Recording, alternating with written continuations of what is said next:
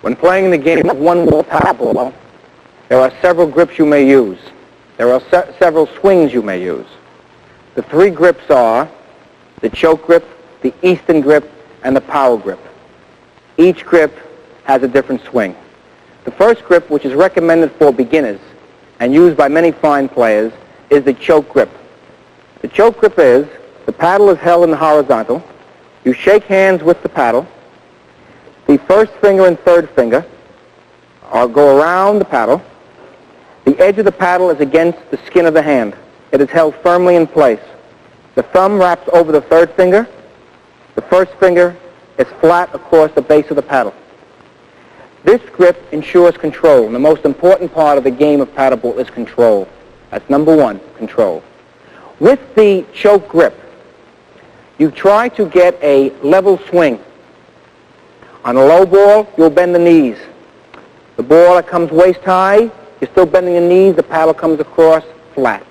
On a high shot, the ball is again hit in front of you and across the body. To demonstrate, the knees are very important. This is with the choke grip. Knees are bent. Follow through, paddle comes across the body. Choke grip. The Easton grip allows the participant more power. The choke grip is dropped down on the paddle handle, and now you have the Easton grip. This grip entitles you to additional power, at the same time keeping the swing on the same plane. The choke grip prevented you from unlocking the wrist. The Easton grip permits you to bring the racket back, open up the face, and at moment of contact come through the ball with greater velocity. So if you want additional power, the Easton grip may be used. For example, setting the wrist and hitting. You notice the ball will be jumping off the paddle face. With both grips and swings, you notice the knees are bent. That is the Easton grip. The third grip is used by most paddleball players. Personally, I feel they should not use it. It's called the power grip. The power grip is, if the paddle was held in a horizontal position, shake hands with the paddle in this way, you now have the power grip. Most players like the grip because it entitles them to hit the ball as hard as possible. The weakness to this grip is that it takes away from the lob game, which we'll discuss shortly. It takes away from the overhead game. It limits you to the hard-hitting game. And it takes away control. With the other two grips, the choke and the Easton, we were swinging on a level plane, and the paddle face was ahead of the body at the moment of contact. With the power swing, the elbow leads the swing, and the hand and paddle will follow, permitting this tremendous leverage for additional power. The power swing with the power grip.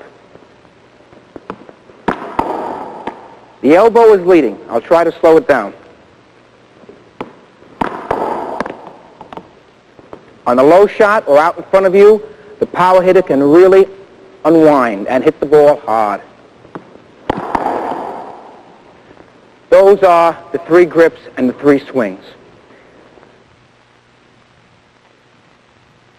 Whichever grip you decide to use or swing you decide to use, you should know the basic shots to succeed in this game.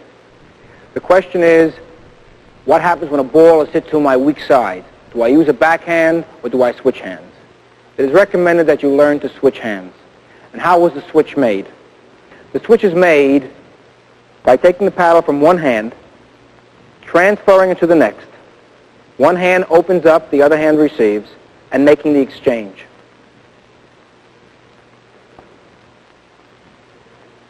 The switch is made on the side of the body the ball is going to.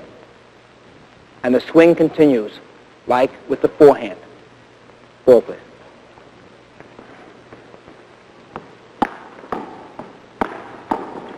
the switch. Knees are bent, regular follow through, both hands working like each other. Making your switch, remember the knees are bent.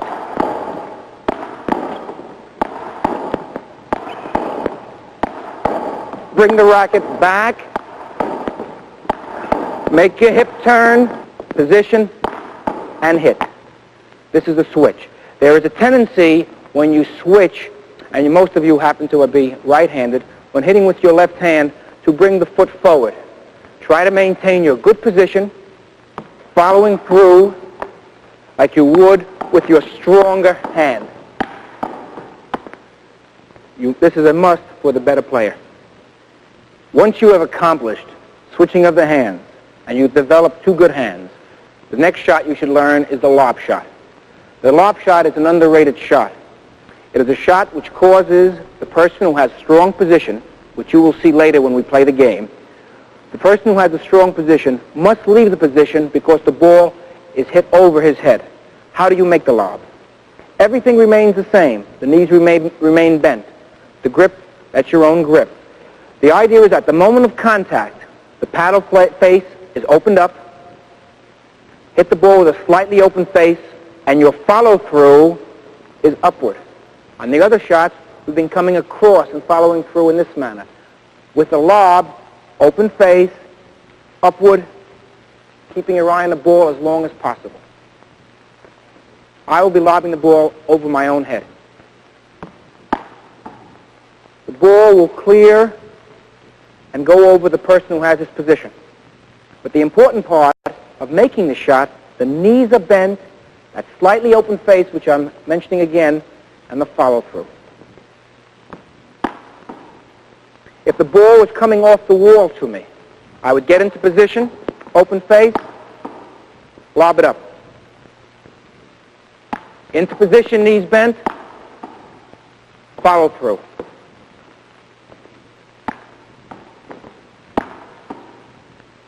The lob shot are a very, very important shot in the game of one-wall paddleball.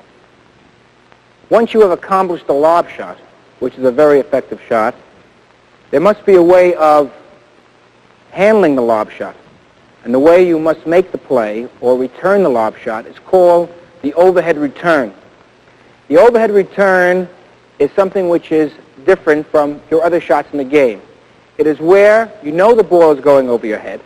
You will take a step backward, bring the arm around, starting from the knee, and you will make a circle, making contact above the head. This is the overhead return.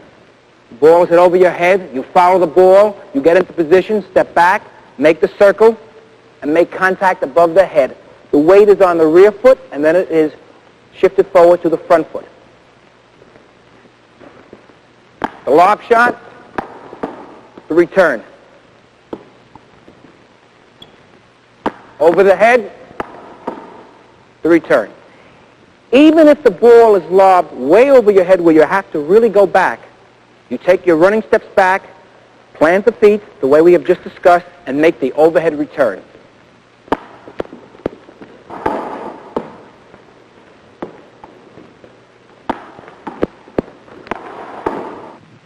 I have covered almost the entire court by using the overhead return. For those who would like to take the overhead to a more advanced stage, by making contact with the ball with the paddle face slightly open, you will have a lob return. If you keep the paddle face parallel to the wall, you have a drive shot. And for those of you who like a very fancy shot, the overhead drop shot is made the same way, but at the last moment, you drop the paddle face, bend the elbow, and you have a drop shot. But the key is the overhead return by stepping back and reaching over the head.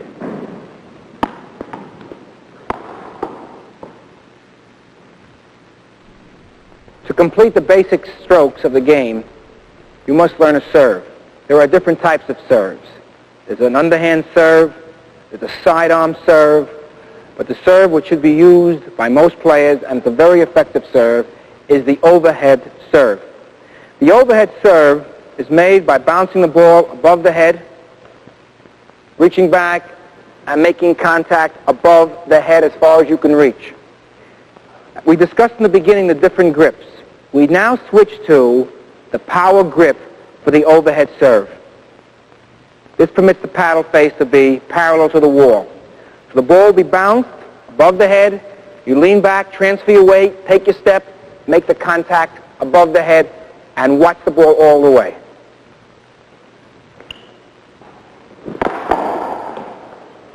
The key is to bounce the ball as high as you can and making contact up here, way up here.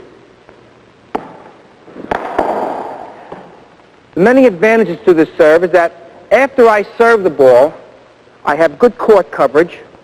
I also can follow the return of serve.